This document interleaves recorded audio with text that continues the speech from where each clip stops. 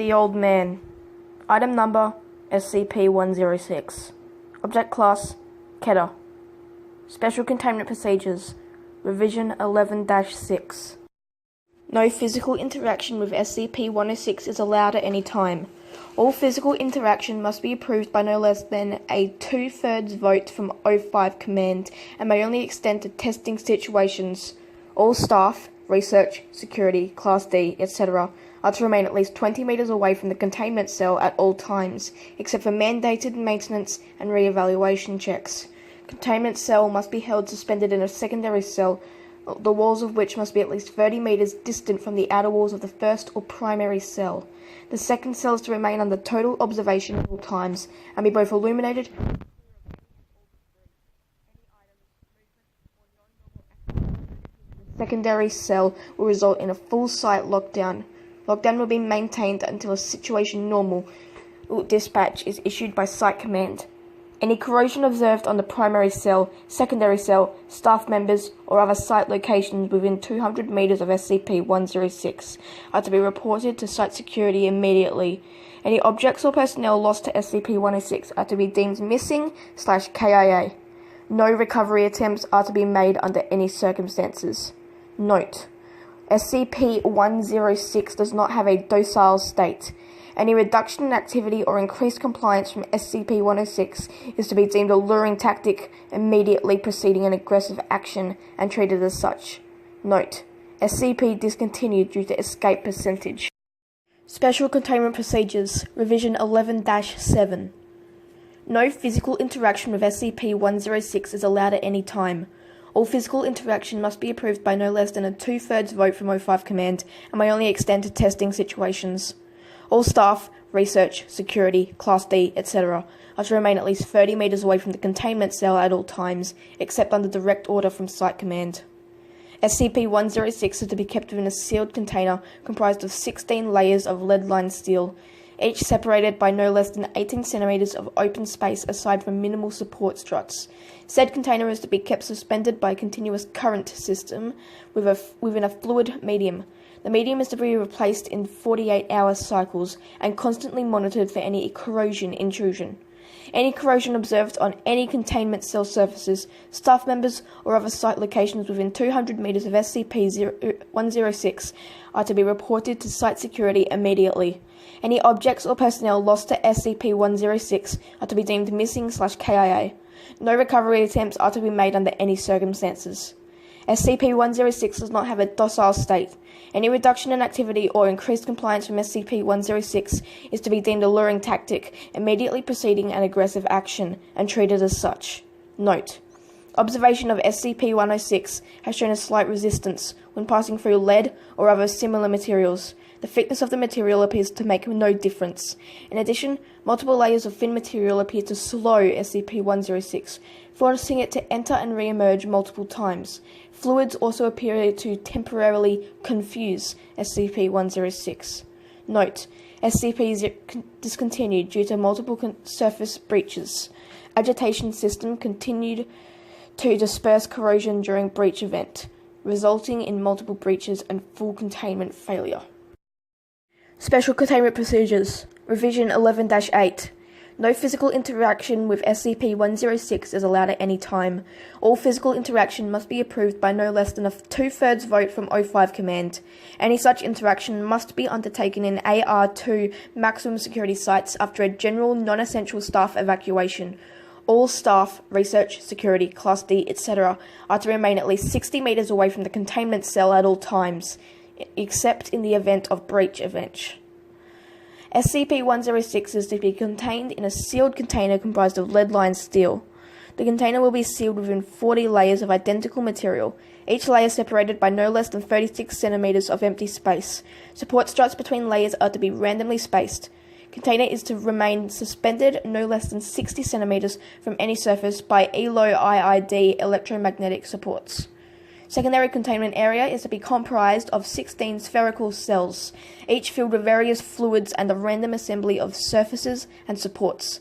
Secondary containment is to be fitted with light systems, capable of flooding the entire assembly with no less than 80,000 lumens of light instantly with no direct human involvement. Both containment areas are to remain under 24-hour surveillance. Any corrosion observed on any containment cell's surfaces, staff members, or other site locations within 200 metres of SCP-106 are to be reported to site security immediately. Any objects or personnel lost to SCP-106 are to be deemed missing/KIA. No recovery attempts are to be made under any circumstances. Note: continued research and observation have shown that when faced with highly complex/random assemblies of structures, SCP-106 can be confused, showing a marked delay on entry and exit from said structure. SCP-106 has also shown an aversion to direct, sudden light. This is not manifested in any form of physical damage, but a rapid exit into the pocket dimension generated on solid surfaces. These observations, along with those of lead aversion and liquid confusion, have reduced the general escape incidence by 43%. The primary cells have also been effective in recovery incidents requiring recall protocol ... Observation is ongoing. Description: SCP-106 appears to be an elderly humanoid with a general appearance of advanced decomposition. This appearance may vary, but the rotting quality is observed in all forms. SCP-106 is not exceptionally agile and will remain motionless for days at a time, waiting for prey. SCP-106 is also capable of scaling any vertical surface and can remain suspended upside down indefinitely. When attacking, SCP-106 will attempt to incapacitate prey by damaging major organs, muscle groups, or tendons, then pull disabled prey into its pocket dimension. SCP-106 appears to prefer human prey items in the 10 to 25 years of age bracket. SCP-106 causes a corrosion effect in all solid matter it touches, engaging a physical breakdown in materials several seconds after contact. This is observed as rusting, rotting, and cracking of materials and the creation of a black mucus-like substance, similar to the material coating SCP-106. This effect is particularly detrimental to living tissues, and is assumed to be a predigestion action. Corrosion continues for 6 hours after a contact, after which the effect appears to burn out. SCP-106 is capable of passing through solid matter, leaving behind a large patch of its corrosive mucus. SCP-106 is able to vanish inside solid matter, entering what is assumed to be a form of pocket dimension. SCP-106 is then able to exit this dimension from any point connected to the initial entry point. Examples: entering the inner wall of a room and exiting the outer wall, entering a wall and exiting from the ceiling. It is unknown if this is the point of origin for SCP-106 or a simple lair created by SCP-106. Limited observation of this pocket dimension has shown it to be comprised mostly of holes and rooms, with data expunged to entry.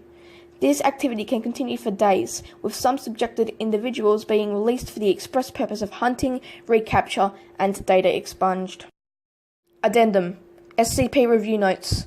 Due to the exceedingly difficult to contain nature of SCP-106, SCP is to be reviewed every 3 months or during a post-breach incident. Physical restraints are impossible and direct physical damage appears to have no effect on SCP-106. Current SCP, as of ... revolves around basic observation and immediate response. Previous, more proactive special containment procedures have been recalled due to the events of the breaches ... and ... Notes on behaviour. SCP-106 appears to go through long periods of dormancy, in which it will remain completely motionless for up to 3 months.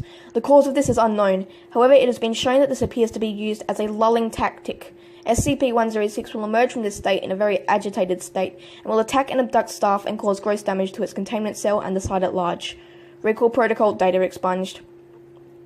SCP-106 appears to hunt and attack based on desire, not hunger. SCP-106 will attack and collect multiple prey items during a hunting behavior event, keeping many alive in the pocket dimension for extended periods of time. SCP-106 has no determinable limit and appears to collect a random number of prey items during an event. The inner dimension accessed by SCP-106 appears to be only accessible by SCP-106. Recording and transmission devices have been shown to still operate inside this dimension, though recordings and transmissions are very degraded. It appears that SCP-106 will play with captured prey, and appears to have full control of time, space, and perception inside this dimension. SCP-106 appears data expunged. Recall protocol ...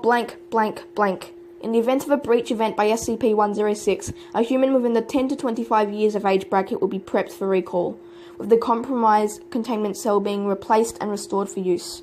When the seal is ready, the law subject will be injured, preferably via the breakage of a long bone, such as a femur, or the severing of a major tendon, such as the Achilles tendon. Law subject will then be placed in the prep cell, and the sound emitted by said subject will be transmitted over the site public address system. SCP-106 will typically begin to gravitate toward the law subject within 10 to 15 minutes after hearing the subject. Should SCP-106 not respond to the initial broadcast, additional physical trauma is to be administered to the law subject at 20-minute intervals until SCP-106 responds. Multiple law subjects may be used in the case of major breach events. SCP-106 will typically enter a dormant state after finishing with a law subject. In addition, subjects may data expunged.